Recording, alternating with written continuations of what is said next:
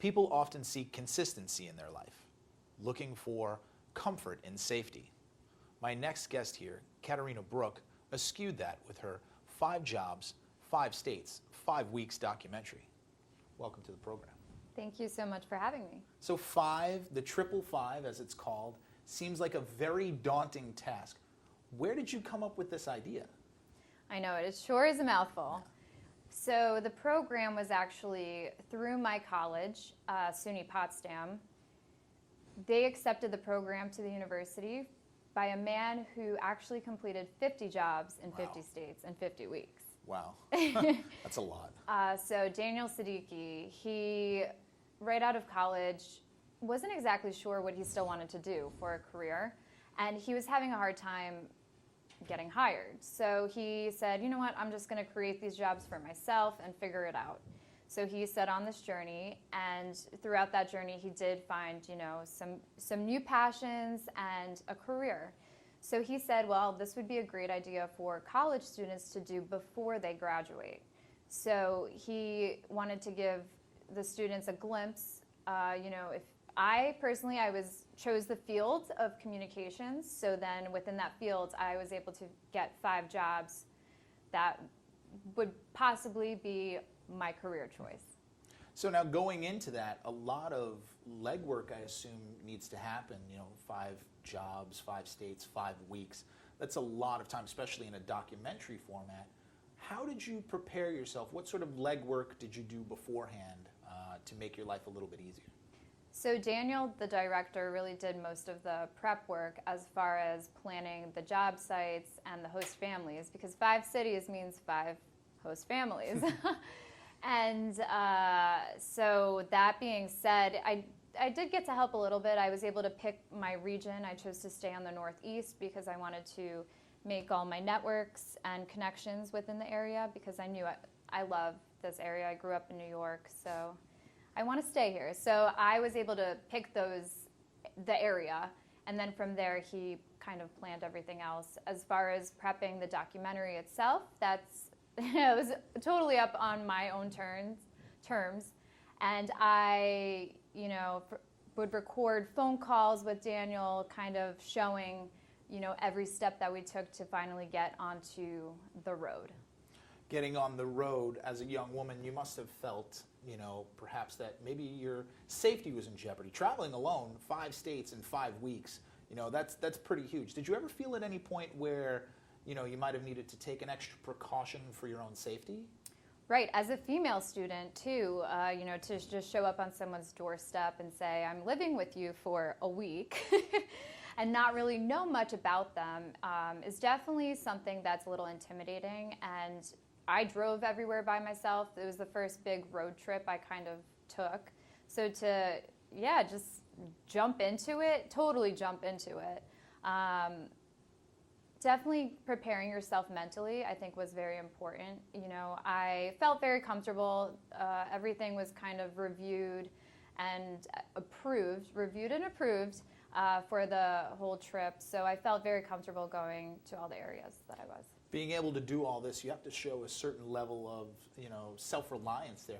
Where do you think that comes from for you? My independence? Yeah.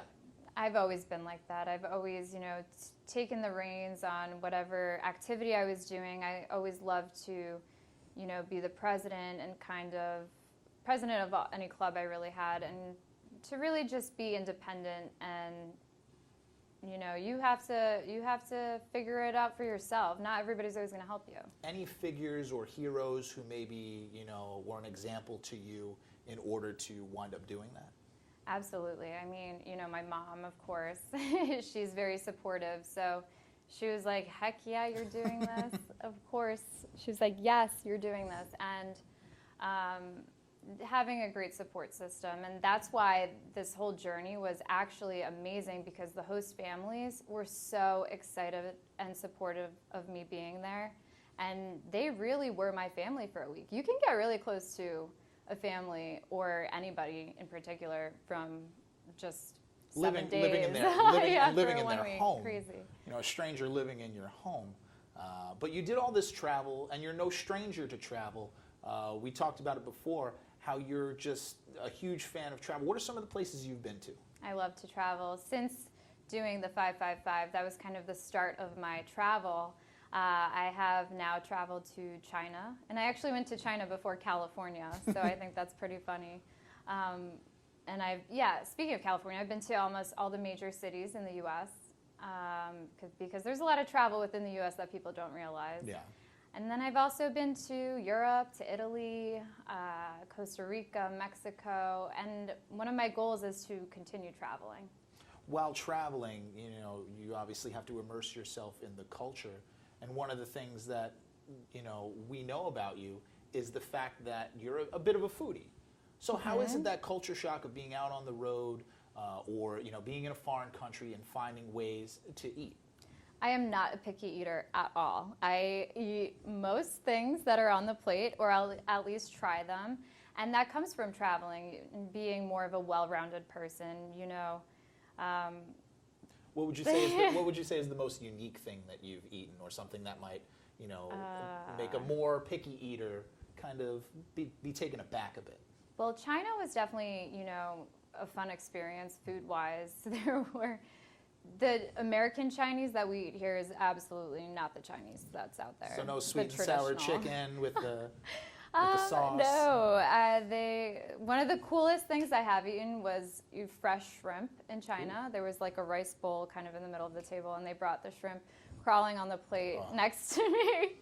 But it's okay, because that's what makes you, enjoy those different things that are like that. So I really appreciate culture, and part of that is food, of course.